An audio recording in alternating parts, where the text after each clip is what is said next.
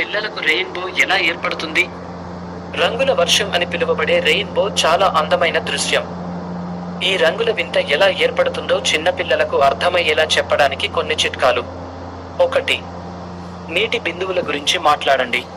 వర్షం కురిసినప్పుడు నీటి బిందువులు గాలిలోకి ఎగురుతాయి. సూర్యరశ్మి ఈ బిందువులపై పడుతుంది. 2. వక్రీభవనం గురించి వివరించండి. నీటి బిందువులోకి ప్రవేశించే సూర్యరశ్మి వక్రీభవనం చెందుతుంది, అంటే అది దిశ మార్చుకుంటుంది. 3. వర్ణరాజి గురించి చెప్పండి. సూర్యకాంతిలో 7 రంగులు ఉంటాయి: ఎరుపు, నారింజ, పసుపు, ఆకుపచ్చ, నీలం, ఇండిగో, ఊదా.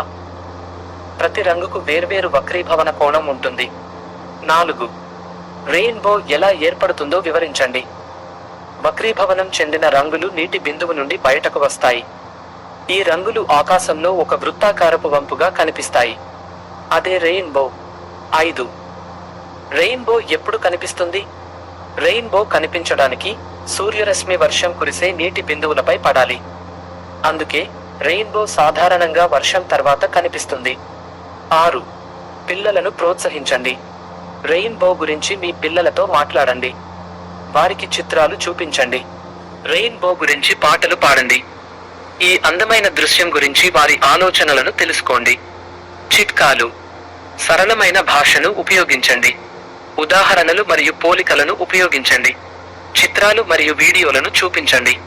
పిల్లలను ప్రశ్నలు అడగడానికి ప్రోత్సహించండి. ఈ చిట్కాలు మీకు పిల్లలకు రెయిన్బో ఎలా ఏర్పడుతుందో అర్థమయ్యేలా చెప్పడంలో సహాయపడతాయి.